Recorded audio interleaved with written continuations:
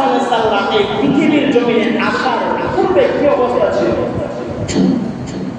ঈসা পয়গম্বর থেকে আমাদের পয়গম্বর পর্যন্ত মোটামুটি অনেক বছর একটা গ্যাপ হয়েছে, অনেক বছরের একটা গ্যাপ হয়েছে, যার ফলে মানুষগুলা মানুষ ছিল না, যদিও তাদের চেহারা স্বরূপ ছিল মানুষ, তারা হিংস্র জানোয়ারে পরিণত হয়েছিল। নাউজুবিল্লাহ। তার এমন অবস্থা হয়েছে, কারণ কি? একটাই কারণ, তাদেরকে কেউ বলনেওয়ালা ছিল না, ভাই এমনটি কাজ করো না যে কাজ করলে মালিক নারাজ হয়ে যায়, কারণ পয়গম্বর ছিল না। জাহেলিয়াতের কারণে, মনোভাবের কারণে, দ্বীনি শিক্ষা না থাকার কারণে, কোরআনের শিক্ষা না থাকার কারণে, আসমানি কিতাবের শিক্ষা না থাকার কারণে ওই সমাজটা এমন একটা সমাজ হয়েছে যেটা কি পশুর মতো। পশুরা, জানোয়ারেরা যারা রাস্তাঘাটে যেমন আচরণ করে, তারা এমন আচরণ করে। আল্লাহর হাবিব এই পৃথিবীতে আসার পূর্বে সমাজটা একেবারে অন্ধকার ছিল। আল্লাহু আকবার। নবীজি এই পৃথিবীর জমিনে আসার পূর্বে মানুষগুলা খানাখানি আর মারামারির মধ্যে পড়ে দিয়েছিল।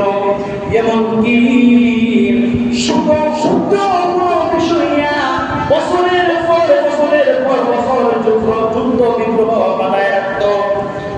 আল্লাহু আকবার। ওই মানুষগুলা জীবনভর আল্লাহ তাআলার নাফরমানি, মানুষের সঙ্গে অসদাচরণ, এমন কোন খারাপ আমল নাই তারা করে নাই।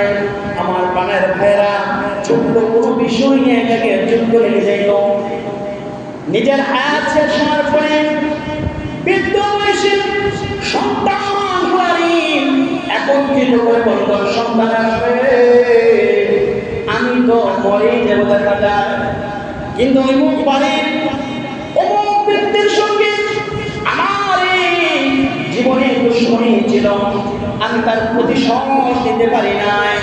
আরে সন্তান, আমি যদি মরে যাই, মরে যাওয়ার পরে তোমরা ওই ব্যক্তির সঙ্গে আমার প্রতিশোধ, আমার পরিচয় আমরা করিবা। নাউজুবিল্লাহ। চিন্তা করে কেমন খারাপ ছিল, কেন? সেখানে রাসূল ছিল না, আসমানি কিতাবের কোনো তালিম ছিল না। সেই জন্য মানুষ ছিল শুধু চেহারার দিক দিয়া, সুরতের দিক দিয়া, আকৃতির দিক দিয়া, ওই মানুষগুলা হিংস্র জানোয়ারে পরিণত হয়েছে। বলেন নাউজুবিল্লাহ। শুধু তাই না,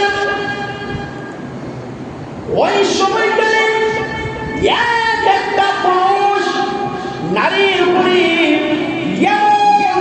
নির্যাতন নাই, তারা করে নাই, নির্যাতন স্টিমার জারি করে দিয়েছে। নাউজুবিল্লাহ।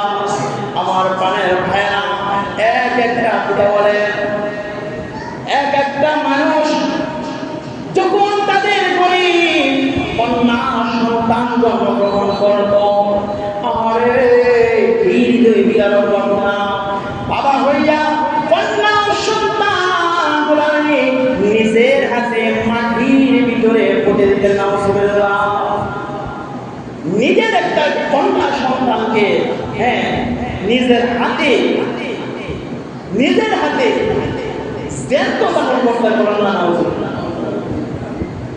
আমার ভাইরা, আল্লাহর হাবিবের নিকট সাহাবী তাহিয়াতুল কলবি ইসলাম গ্রহণ করার পরে নবীজির সামনে দাঁড়ায় কান্দে।